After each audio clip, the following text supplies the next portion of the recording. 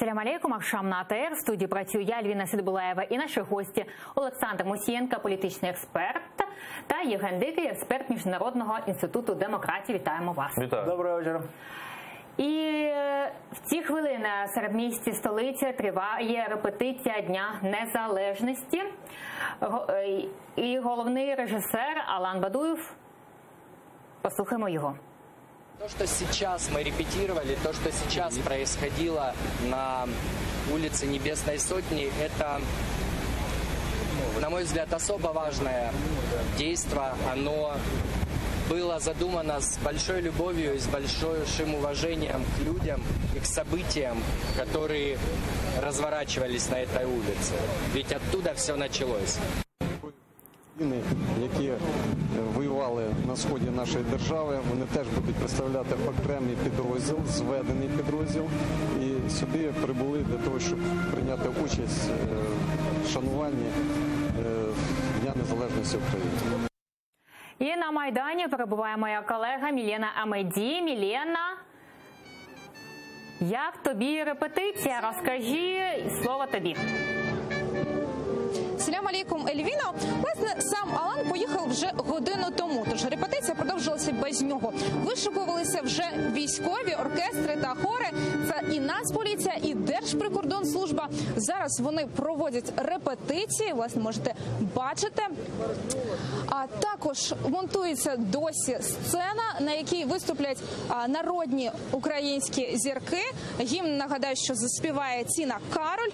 Можете бачити, що прохід вже годину або ж навіть півтори до Майдану закритий через те, якраз що монтують сцену і репетирують військові.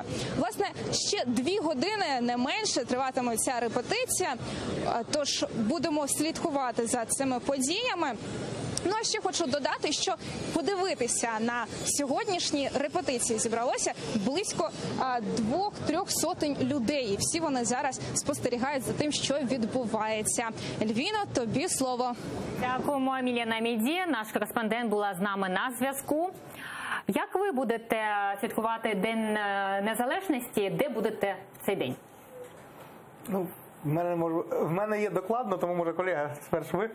Ну, я буду в Києві, звичайно, ймовірно, що долучусь до маршу захисників, але так само і до Ходи Гідності. Якщо, вдасться там по часу, подивимося, як буде. Але, звичайно, буду в центрі Києва. Крім того, що маю пізніше там, якщо говорити про день, там ближче до 1-ї, до 2-ї, 2-3 ефіри. Ну, тому буду тут. Пане Євгене, що ви будете робити в цей день? Справа в тому, що я маю честь належати до оргкомітету маршу захисників України, тому для нас не просто буду там, а власне для нас це, скажімо так, ми святкувати почнемо тільки тоді, коли наш марш успішно пройде. А до того для нас це дуже робочі моменти, от не менш ніж пана Бадуєва. Будемо чекати, що буде на Майдані, і переходимо до іншої теми. В наступному році США обиратимуть наступного президента, і поки в країні триває передвиборча гонка, ми проаналізували, що говорять кандидати про Україну. Сполучені Штати мають притягти Росію до відповідальності за тривалу агресію проти України. Маємо зробити це, посиливши санкції, щоб уряд Росії зазнав витрат, які мають вплив саме на Володимира Путіна та його близьких соратників. Спонукав би НАТО надати єдине повідомлення Москві, що таку агресію не будуть терпіти. Я взаємодіяв би з обраним керівництвом України з підтримки їх зусиль з протистояння Росії, включаючи через військову допомогу, навчання і підтримки за необхідності. Моя адміністрація чітко заявить Росії, що подальша агресія змусить США посилити тиск, вийти за межі поточних санкцій. Наш теперішній пріоритет – тісна співпраця з європейськими союзниками, щоб допомогти новому урядові України. Я зробив би Україну пріоритетом міжнародної політики. У військовій сфері я надав би безпекову допомогу від США, включаючи зброю, щоб посилити здатність України захищатись. Ось такі заяви лунають від ймовірних кандидатів і дуже так активно щодо України. Як вам?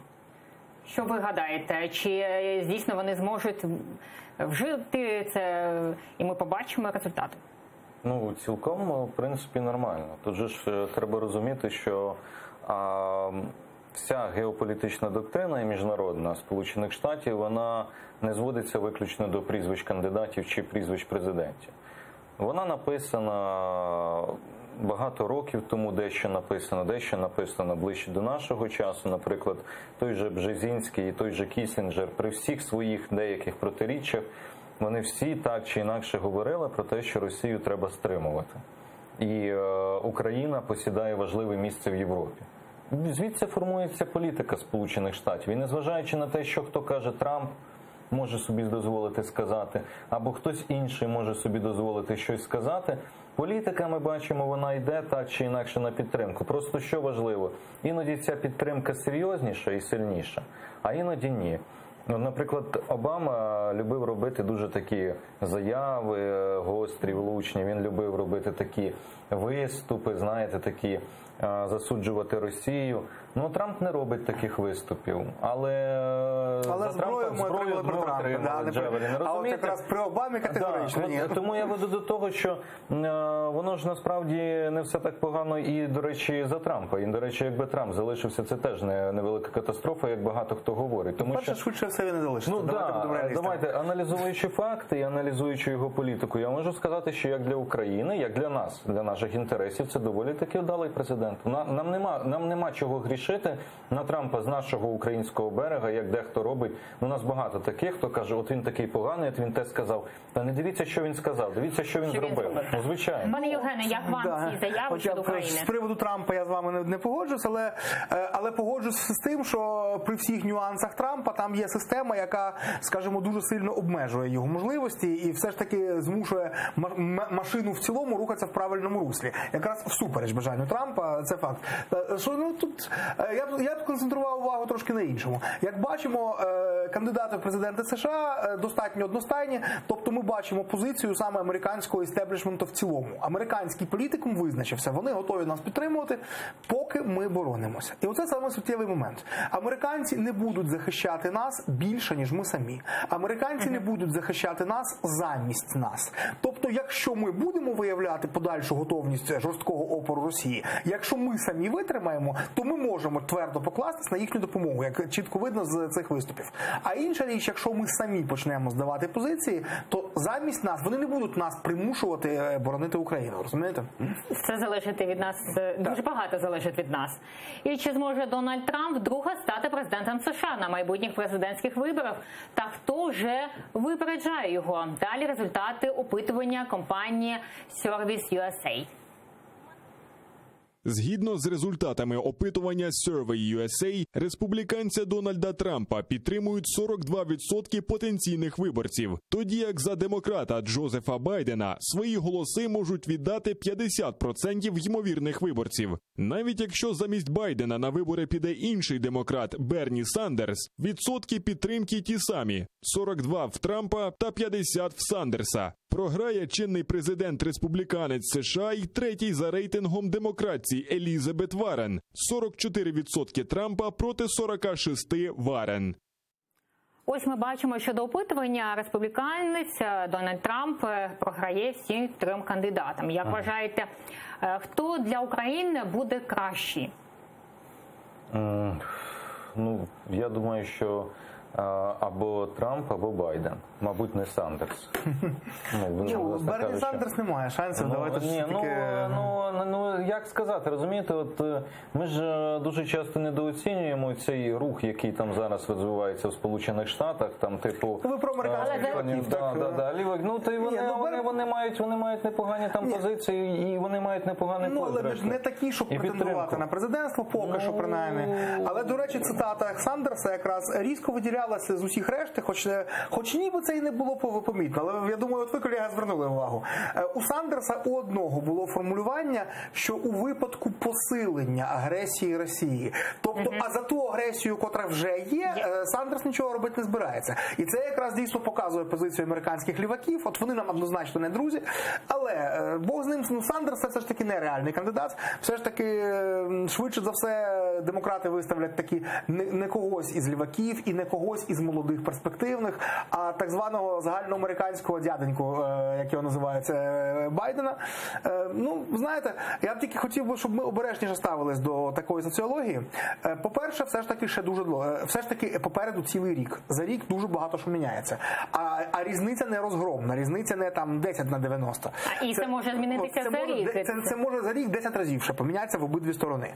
І по-друге, я нагадаю, що жодне соціологічне опитування фактично не передбачало перемоги Трампа минулого разу, а він взяв та й переміг. Тобто соцопитування і результати виборів – це не одне й те саме. А хто з цих кандидатів буде більш корисний саме для України? Складне питання, насправді, дуже складне. Я гадаю, що насправді для нас багато що не зміниться.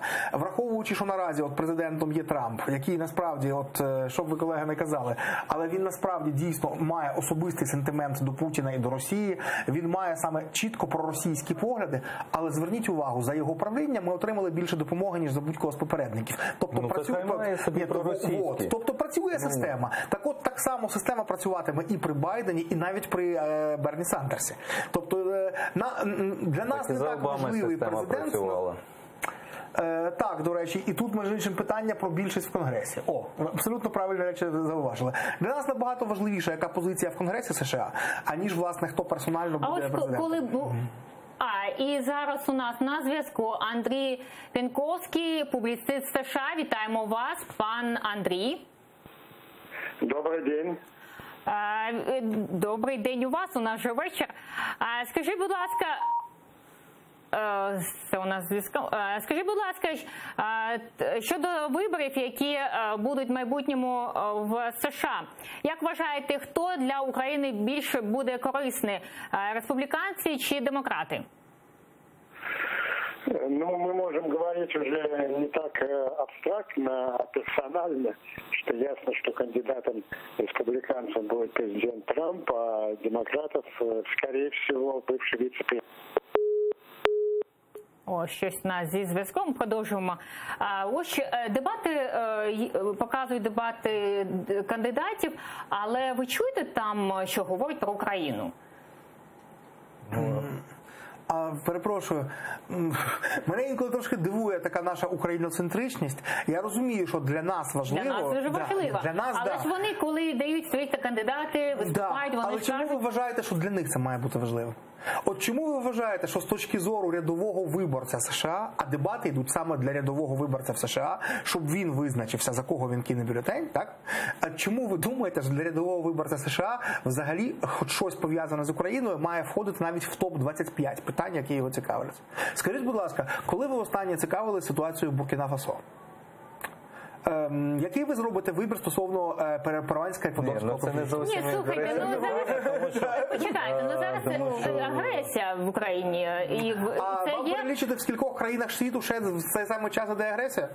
І скажіть, будь ласка, яким чином ця агресія стосується фермера із Техаса? Давайте все-таки повернемось в реальний світ. Нам це може бути дуже прикро, але це факт. І зараз ми поновили зв'язок. Андрій Пянковський, публіцист США. Вітаємо вас, Андрій, ще раз. Добрий вечір. Пане Андрій, скажіть, будь ласка, будуть майбутні вибори в США? Хто все ж таки ближче до України? Все ж таки демократи чи республіканці, на ваш погляд? Ну, давайте говорить конкретнее, персональный, Трамп или Байден. Наверняка кандидатом республиканца будет Трамп, и с вероятностью 80% Байден.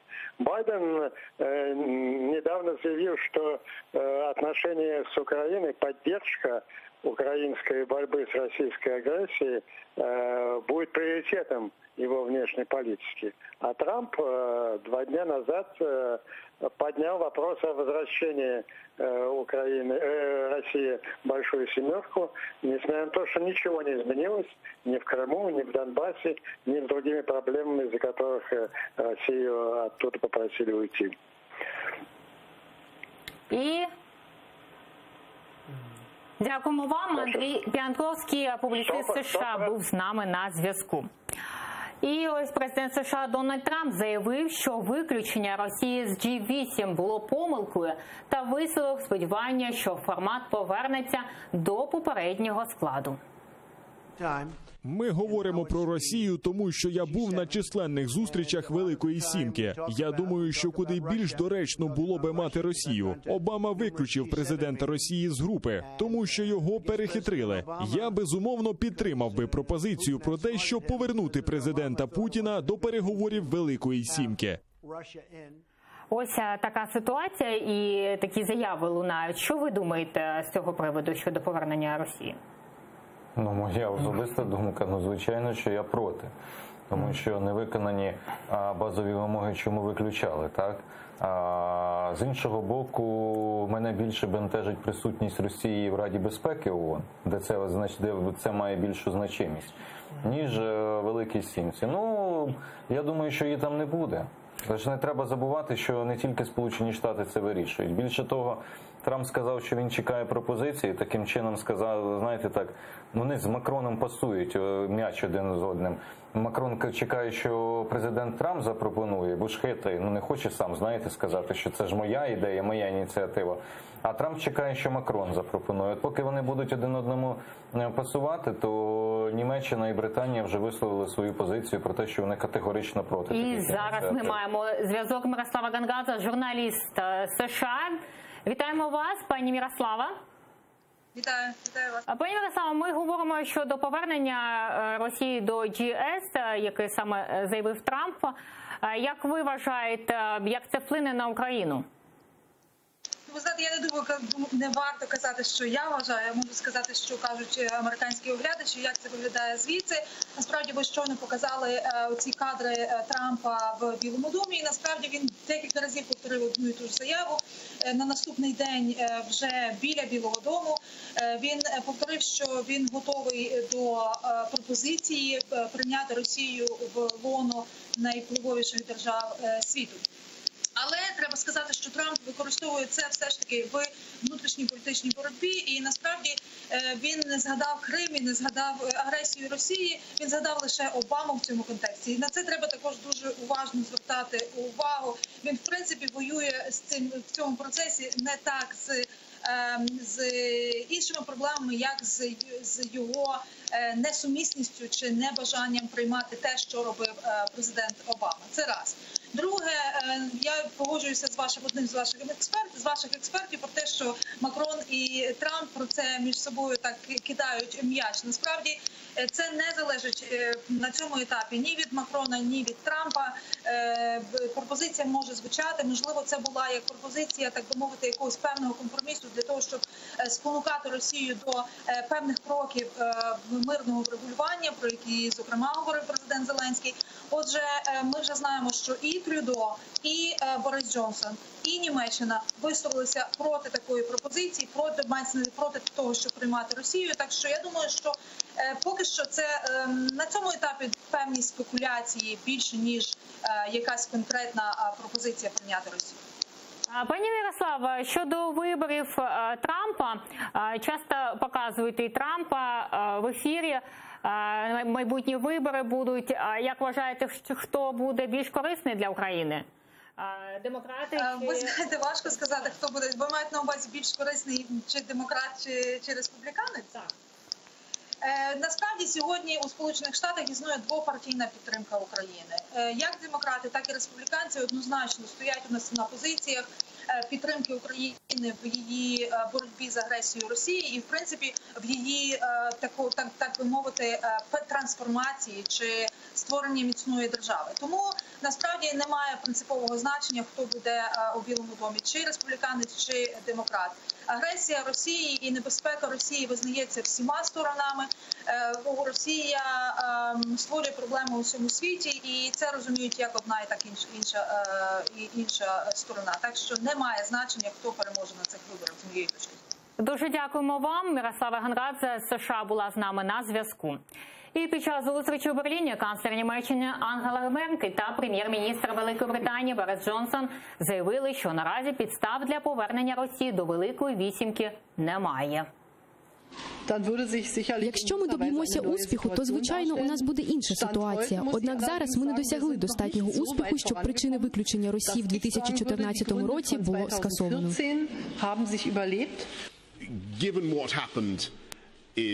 З огляду на те, що трапилося в Солсбері при використанні хімічної зброї на британській землі, враховуючи тривалу нестабільність, громадянську війну, війну в Україні, з огляду на російські провокації і не лише в Україні, а й у багатьох інших регіонах, я підтримую позицію Меркель, що слід знайти ще багато аргументів для того, щоб Росія повернулася до Великої Вісімки. Ось ми бачимо і таку позицію. Так. Як ви гадаєте, наскільки вона буде ефективним? Ну, по-перше, вона буде ефективним просто за визначенням, тому що рішення у Великій Сімці приймаються консенсусом. Якщо хоча б одна країна проти, рішення не приймається. А в даному разі ми бачимо, що щонайменше 3 країни проти. Взагалі, от я б тут трошки подискутував з колегою, я б не порівнював реальну вагу Великої Сімки із такими формальними органами, як там Парламентська асамблея Ради Європи, як навіть Рада безпеки ООН. Насправді рішення Великої Сімки важать набагато більше, хоча формально цього органу взагалі не існує, ви розумієте? Це не якісь органи з статутом там з чимось, але це нарада 7 провідних економік цивілізованого західного демократичного світу. Увага, оце дуже важливе визначення. Справа в тому, що переформатування Сімки в Вісімку зараз, тобто запрошення до неї Путіна, воно міняє сам статус Сімки. Ну, точніше, Сімки, Вісімки, вона просто стає клубом великих економік, так як зараз є G20, тобто Велика Двадцятка. От туди приймають всіх просто по розміру, по масштабу економіки, по розміру ВВП. Just business. Сімка зараз абсолютно інша. Сімка – це не тільки клуб, скажімо, економічно розвинених і технологічно розвинених країн, але це певно цивілізаційний вибір. Тобто це саме лідери західної цивілізації в широкому сенсі, бо Японія туди входить, але вона є частиною демократичної західної цивілізації на сьогоднішній день. Росія не є. Тому переформатування Вісімки просто означатиме, Сімки в Вісімку зараз просто означатиме, що вона втрачає такий свій статус. І вона просто стає ще одним місцем, де великі економіки вирішують суто бізнесові питання. І я гадаю, що на це зараз не підуть. Хоча, от бачите, взагалі зараз, це треба бачити в ширшому контексті. Взагалі зараз в світовій політиці стосовно Росії борються 2 тенденції, які можна дуже чітко за аналогією з ситуацією 1930-х років стосовно Гітлера, от можна визначити як умовно лінію Чемберлена і лінію Черчилля. От лінію на те, щоб задобрювати диктатора і агресора, і сподіватись чомусь абсолютно наївно, що у відповідь будуть не чергові кроки агресії, а чомусь будуть кроки назустріч. Це умовно лінія Чемберлена, пам'ятаєте, оце «я приніс вам мир». От, і є лінія Черчилля, який тоді ж сказав, що обираючи між війною та ганьбою, обрали ганьбу, а тепер отримаємо ще й війну. От, і, власне, такими, скажімо, Черчиллями умовно зараз виступають Меркель, Борис Джонсон і Трюдо, а за роль Чемберлена успішно змагаються Трамп та Макрон. Що ви думаєте, Олександр, щодо Джонсона Черчилля? Угу. Ну, те, що він написав книжку про Черчилля, ще далеко не це його улюблений персонаж, насправді. Черчилль. Ну, в Британії вага вже не та, і в Британії вплив вже не той, і вони зараз теж намагаються балансувати, шукають своє місце. Чи далі їм залишатися в фарватері американської політики, бо це, мабуть, єдине, що для них залишиться після Брекситу. Ну, а Німеччина, до речі, от подивіться, Німеччині я б зосередився. Чому? Тому що коли до влади приходив Зеленський, новий президент, Макрон, один із перших, фактично взяв його, що називається, в оборот. Він його запросив в Париж на зустріч, він з ним почав говорити. Для чого? Для того, щоб нам сказати, що ви переорієнтуєте свій вектор зовнішньої політики з Берліну на Париж, європейський. Ну, треба сказати, що у нас, в принципі, склалась традиція, що ми більше Берліно-орієнтовані в європейському векторі. І нічого в цьому поганого немає. Зрештою, найпотужніша економіка, провідна держава Європи – Німеччина. Нормально. Ось до Макрона вже листа написав і Європейська солідарність. Сьогодні нам про це сказав лідер кримськотатарського народу Мустафа Джемілєв. Послухаємо його. Ми сьогодні написали Макрону листа стосовно того, що неправильно і небезпечно кликати назад Росію, тому що вона не виконала жодних зобов'язань зі свого боку. І це може бути для Путіна показником того, що він і надалі лишатиметься непокараним. І ось це сказав Макрон, і ви продовжуєте. Ну, дивіться, от Макрон намагався сказати, що вирішуйте тепер через Париж. Але це принципово різні позиції, тому що у Франції є одна позиція щодо ще Радянського Союзу, а потім Росії. Вони виступають фактично за те, що Росія має бути інтегрована так чи інакше в європейський простір. Макрон же ж не даремно каже, ви частина Європи, від Лісабону до Владивостока. Це ж все ми вже чули. Це говорив де Голь, це говорив Міттеран, це вже все було. І Макрон проводить таку політику. І тут він грає, він же ж хоче, розумієте, для них важливо що? Щоб Франція утверджувалася як велика держава. Вони вважають, що вони найпотужніша держава Європи мають бути. У них ядерна зброя, вони член Ради безпеки ООН. Ну, статус. І для цього йому треба вести свою таку гру і свою політику, європейську, сильно. А він намагається це робити різними способами, в тому числі опираючись на Росію. І тут вони грають з Трампом. Він же ж намагається, він то пасує Трампу, то пасує Путіну. А ми стаємо заручниками просто оцих геополітичних ігор і амбіцій, в тому числі Франції. І тому я думаю, що зараз багато дипломатів, які вже повірили в те, що можна переорієнтувати все на Париж і вирішувати через Макрона, ще подумають, що як би піднімати старі зв'язки через А ви бачили таких дипломатів? Я, наприклад, ще поки не зустрічав. І ось ми зараз маємо гарячі новини. Росія та Україна домовились обміняти ув'язнених з обох сторін за формулою 33/33. Про це повідомляє РБК з посиланням на джерела, знайомі з деталями проговорного процесу. Видання каже, омбудсмен Людмила Денисова вже в Москві. Ось таку ми маємо інформацію. Як вам така свіжа новина і яка стосується саме військовополітв'язнів? Ну, все ж таки хотілося б якихось ще підтверджень, тому що насправді раніше... Але є ж Денисова вже в Москві. Окей, вона вже бувала в Москві. Вона бувала в Москві. Давайте все ж таки, що називається, ні з пугньом. Справа в тому, що новина дуже обнадійлива. Раніше бували просто вже такі інформаційні вкиди, насправді, які не виправдовувались потім. Цього разу, правда, є багато різних джерел, які і ряд фактів вже підтверджений, зокрема стосовно концентрації наших в'язнів у Ельфортово. Тому дуже схоже на правду. Але ви розумієте, що це Росія. Що швидше за все вже дійсно прийнято рішення про обмін, але ж його можуть ще скасувати в будь-який момент аж до останнього. Поки не побачимо наших хлопців в Борисполі, що називається, тримаємо пальці. І зараз наші редактора намагаються подзвонити Людмилі Денисової, але вона не бере трубку. І правильно робить, бо це дуже делікатні речі. При всій повазі до преси, але отут мені взагалі не подобається, що дуже вже багато витоків інформації. Отут краще хай в останній момент поставлять перед позитивним фактом, що ось, будь ласка, а тепер їдьте в Борисполь, зустрічайте, відбувається обмін. Ви знаєте, тут дуже делікатні речі, дуже не хочеться, щоб щось зірвалося, зокрема через можливе неправильне висвітлення або передчасні якісь витоки інформації, тому що насправді дуже хочеться порадіти все ж таки за наших людей. 33/33 це вже дуже багато, тому що кожен один це вже дуже багато. Кожне одне врятоване життя. Хотілося почути вашу думку щодо домовленості обміну.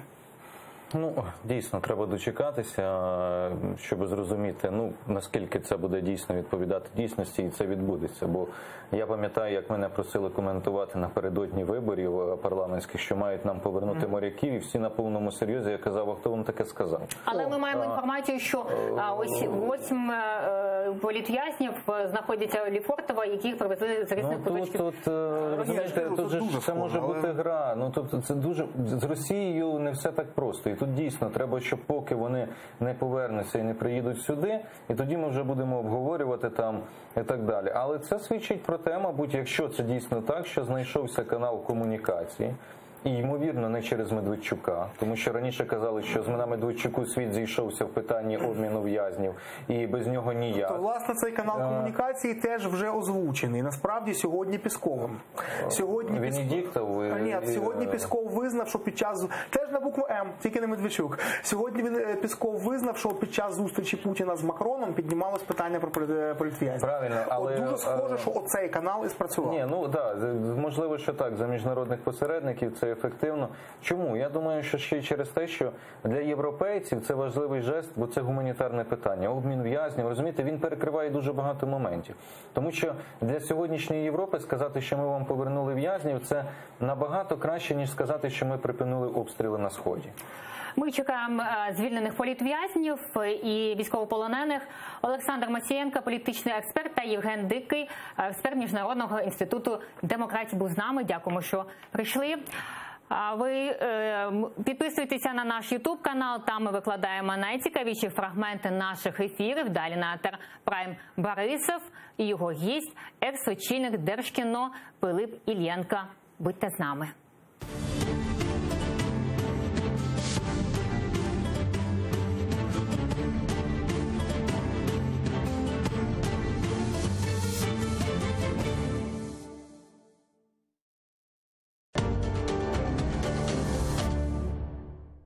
Сьогодні у Прайм Борисов Пилип Іллєнко,